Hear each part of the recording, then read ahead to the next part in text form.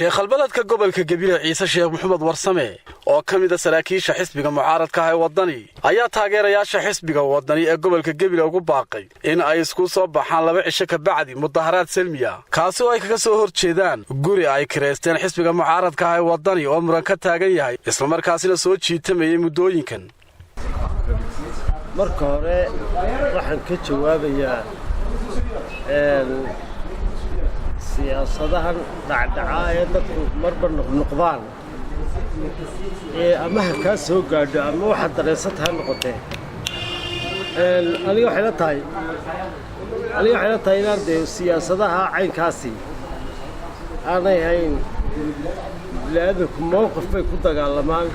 mowqif baa meel lagu tagaa lagaga yimaadaa dee sababtii aan kulmiyaanu kaga soo baxay kamay biin haddaanay ka bi'inna sabab loogu noqdaa ma jirta dii taas waa taa kale noqotay gurigii lagu muransanaa in badan baan nabadgelyada iyo wanaagga aan ku dhowraynay lama arag xisbi maxaafida oo xisbi mucaarida ku qabsadaa inta badan dadka wax qabsadaa mucaaridkii aan jirin xisbigii iyo xukuumaddii ayaa si dugaagnimo leh ugu dhegdhegaya wixii aanu kiraysannay gurigii aanu kiraysannay iyo adduunkii naga baxayba runtiina wax loo adkaysan kara maaha anigu waxaan soo jeedinayaa haddii si degdega dawladda iyo uga jawaabi waanoo xisbi kulmiyees maanaan arag bilays baan sarag in ugu dambayn saa dambe mudaharaad salmiya in anagu magaalada ku soo bici mari doonno oo guriga arrintiisa ku khusayso haddii gobolka iyo degmadu ay jawaab cad oo degdega ka bixin waayaan waxaa dhagaha la isaga furaystay waxaa la isleeyahay cidlo wax ma samayn karto laakiin ilama aha inan yaroo degmo jooga iyo inan gobolka joogo siyaasaddan soo guurtadaa ku yimid gobolka in uu annagoo magaalada u dhalannay xoog wax ku qaadi kara ama wax ku qabsan karo walaa ciidan baanaan uga joojinay walaa cid looga joojin mayno laakiin intanu nabadgelyada iyo sharciga dhowrayno hadduu dawladdu ay dhowri wadaano xisbiga kulmiye waxba ka sheegi maayo xisbiga kulmiye waxaa lagu wada hadli doonaa dee beriga xukunka militariya wax ku qabsadaan laakiin maanta xukuumadda leh waxaana uga digayaa in aqalkaa cidna xoog nagama haysan karto weli nabadgelyadan dhowraynaa ee haddii labadaa maalmood gudahood lagaga jawaabi waayo xukuumaddu kaga hadli weydo waxa magaalada ku yimaada Gabiley waxa dhigay dawladda dhigtay taro siyaasadana nin lacag ku doontay meehi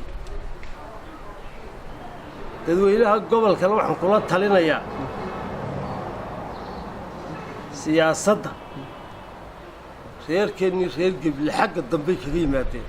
waxaan kula talinayaa xagga hore kaga yimaadaan oo la waajaho inkastoo dee marka dhinacyo loo sii kala qaado waxyaabo la kala noqdo dee aniga janannay ma xukumo wasiirnay ma xukumo mukhtaar anuu nin ka madax bannaan baan ahay xilligii laysku dhegdhegayana waxayd xilligii baarlamaanka iyo wax la doonanayay lalaa reer hebella hebel ha u buuxiyaan reer hebella hebel ha u buuxiyaan maanta waxa la dooranayaa waa madaxweynaha in lagu heshiiyo maxaa kulmiye noo qabtay 7 sannadood buu soo joogay wasaaraddii beeraha ayuu ka qaaday oo dawladda Axmed Siiraaye ka qaaday Gabiley shahaado sharaf baa lagaga bixiyaa berbere iyo ceergaabay wax kaloo ay haysteen reer Gabiley ma garanaysaa ma jirin dee wasaaraddii kalluunka iyo khayraadka badda beeraheena lagu beerayaa laguma beerayo waa nacasnimo waa doqonnimo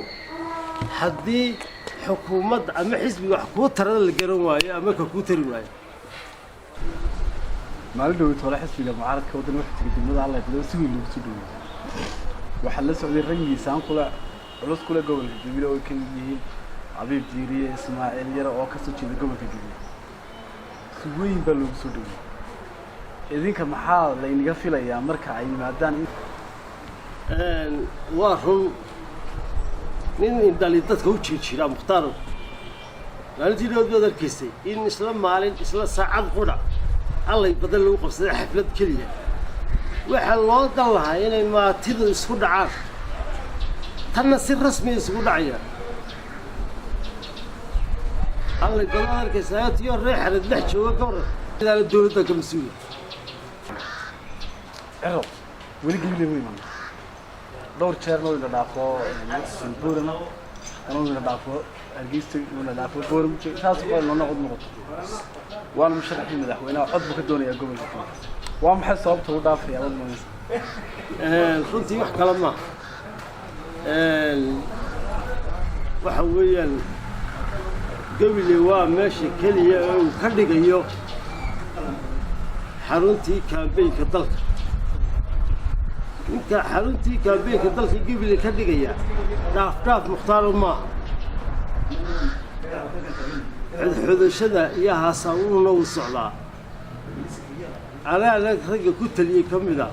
in uu sidii berigi Axmed Siiraayo u yimid isagoo Gabiley u imanayna wiilka soo socdana u imanay waa kuugu ballan qaadaya in agamsaal laga soo qaado gacmaha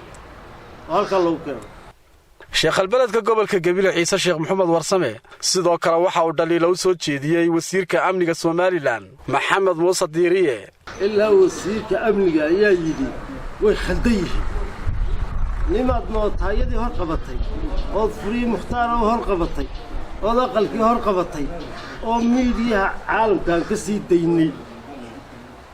maxaa lagu tafiri karnaafa annagu waxayeen finger وحطان أو تاي تابلن وحي هاي وحمرق له لو تاي ذي محكمة دكتور شمس مركا كذا اسكلام بيلاي لا وسيك من جايين نقاس فيد موضع ورانو فيد موضع هذا الأمن تاي وسالد يا رماء كذا تاي تيول اسكو صباح يو دي حفلة قبرة يعني المعلوم قلنا لقوضة دي هذا عيب بقطع فريه يوني ورقد يرنو ميديا ساقط سنينا بين بوشيلية وسيرك كمان بين تودو ميتاي وسيرك بين شيء يبين تدي اسلام واحد اسلام يمشي المسؤول كحلك الدولة هي وسيرك أمنية هذيك هو لما عشك بعد المظاهرات بعد magaaladii mudaaraad ka dhacay oo mudaaraad silmiyood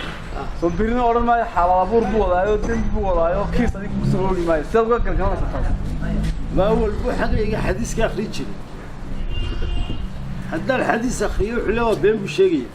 رجع مختار نك الضياف بيسا هذا لكم هذلي مورا نسيد وحاي وحا أول بحديث مو أخريه تيورا نشرب بوراني لكن السنة أقل كان ما ملكيس يحل كيس له سنة الله هدو وعن كقاضنا يو وقر قاضي عدي كريستي كلا كريستي إذا ما أنا خلدنا ووطني ما خلدنا أما كمية خلدنا أما كي يقول يا كريستا خلدنا أنت محمد الله